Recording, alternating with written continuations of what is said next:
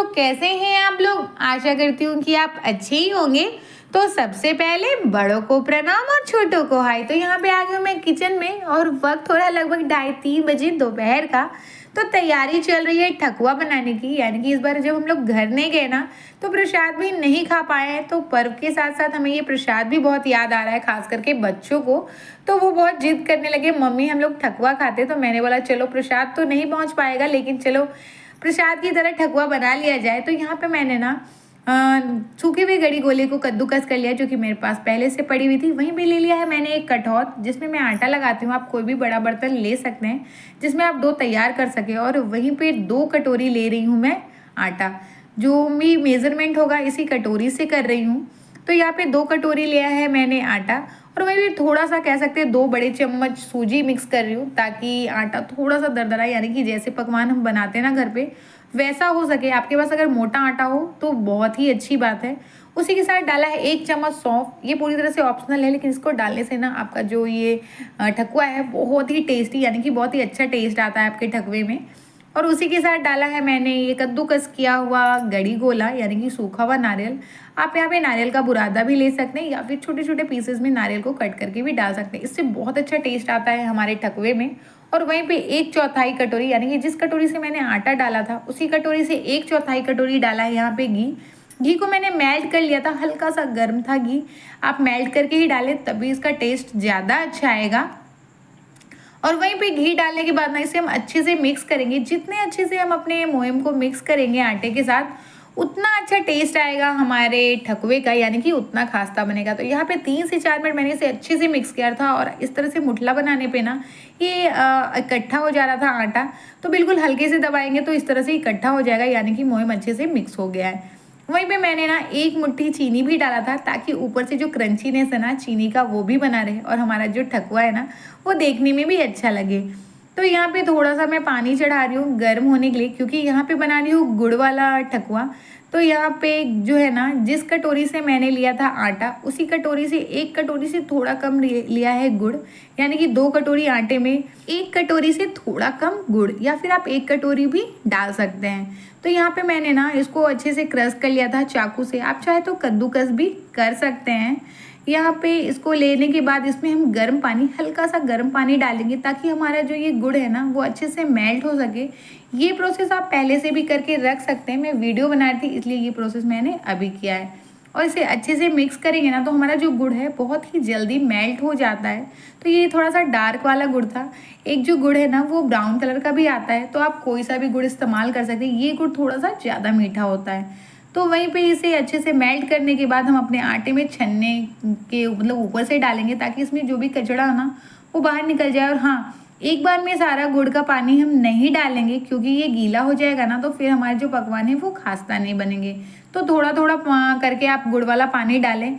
अगर पानी ज़्यादा हो तो आप बचा के रख लें, और अगर थोड़ा कम पड़ जाए तो थोड़ा सा नॉर्मल पानी डाल के इसे गूंद सकते हैं। बिल्कुल सख्त सा डो लगाना है, बिल्कुल सख्त सा, मुश्किल से जो इकट्ठा हो सके। तो आप देख रहे हैं कितना सख्त सा डो लगा है। इसको लगाने में भी लगभग 2-2.5 मिनट लग गए थे। उसके बाद इस तरह से हम गोला करेंगे, और अगर ना होना तो आप मुठलियों से ना इसे जोर से दबा सकते हैं, क्योंकि ये थोड़ा थोड़ा सा फटाफटा सा बनेगा, तभी ये खास्ता बनेगा। तो इस तरह से ये जो है ना, मेरे पास ये सांचा था। अगर आपके पास ना हो तो मैं उसके लिए भी आगे बताऊंगी। फिलहाल मैं सांचे से बना के बता रही हूँ। और आप देख रहे हो कितना परफेक्ट हमारा जो ये ठकुआ है ना वो बन के तैयार हो रहा है। तो थोड़ा थोड़ा सा मोटा ही रखेंगे, बहुत ज़्यादा पतला नहीं करना है, वरना ये ना पूड़ी की तरह फूल जाएगी। तो यहाँ पे इस तरह से देखिए, जब वो चिकना ना होना तो आप दोनों हाथों की मुठलियों से इसे इस तरह से दोनों हाथ में लेते हुए उसे चिकना करेंगे, और उसके बाद गोल करते हुए उसे इस तरह से स्लैब पे या फिर कोई भी चकला वगैरह हो उस पर दबाएंगे अपने सांचे के साथ। तो डिज़ाइन बन के तैयार हो जाएगा। तो इस प्रोसेस को आप और भी इजी वे से कर सकते हैं। तो इस तरह से गोला काटेंगे और इस तरह से मुठला बांधते हुए, यानी कि एक हाथ की मदद से थोड़ा सा दम लगा के उसे चिकना कर लेंगे, और उसके ऊपर से सांचे से इस तरह से दबाएंगे ना तो हमारा थोड़ा सा मतलब लंबे शेप का, यानी कि ओवल शेप का ये ठकुआ बन के तैयार होगा। और उसी के साथ मैं अब ये बताती हूँ कि अगर आपके पास सांचा ना हो तो आप किस तरह से डिज़ाइन कर सकते हैं अपने ठकुए में। तो यहाँ पे मैंने गोल करके उसे थोड़ा सा हथेली से दबा दिया है, और ये जो हम चाउमीन वगैरह खाते हैं ना वो वाले चम्मच से इस तरह से हल्के से दबाते हुए हम घुमा घुमा के 4 बार इससे डिज़ाइन बनाएंगे ना तो परफेक्ट पकवान का डिज़ाइन यानी कि परफेक्ट ठकुए का डिज़ाइन बन के तैयार हो जाएगा। बहुत ही ईजी है, बहुत ही मतलब ऊपर से टेस्टी भी बहुत लगता है। तो अगर आप कभी बिहार गए होंगे तो इसे खाए होंगे, और नहीं गए होंगे ना तो एक बार ज़रूर बना के ट्राई कीजिएगा। बहुत ही टेस्टी लगता है और हेल्दी भी होता है उसके साथ साथ, क्योंकि ये आटे से बना होता है। तो ये भी अभी मैंने थोड़ा सा राउंड शेप का किया है, यानी कि ओवल शेप का किया है। उसी के साथ ये देखिए, इस तरह से आप ना चम्मच से भी बड़े आसानी से इस पर डिज़ाइन बना सकते हैं। सारे डिज़ाइन बहुत ही अच्छे लग रहे थे और बहुत ही बनाने में आसान भी लग रहे थे और मज़ा भी आ रहा था। तो यहाँ पे फटाफट से मैंने ना सारे डिज़ाइन बना लिए हैं।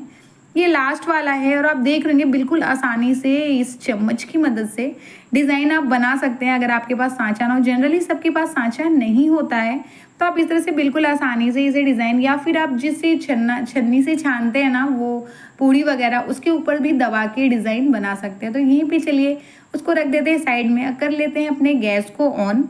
तो यहाँ पे जो है ना हमारे यहाँ घी में ही तला जाता है ठकुए को, लेकिन उतनी सारी घी मेरे पास है नहीं, क्योंकि छठ पूजा में ना रिफाइन का नहीं चढ़ता है, घी का ही चढ़ता है।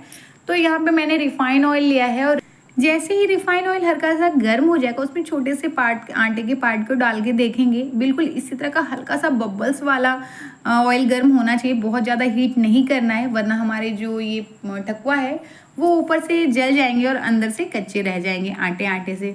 तो इस तरह से जब हल्का सा गर्म हो जाए ना, तो उसमें हमें अपने ठकुए को डाल देना है, और थोड़ी देर तक छोड़ने के बाद, लगभग 2-2.5 मिनट तक छोड़ने के बाद, उसके बाद इसे धीरे से हल्के हाथों से पलटना है, क्योंकि ये बहुत ही ज़्यादा खास्ता, अगर आप जल्दी जल्दी करेंगे ना तो ये टूट जाएगी।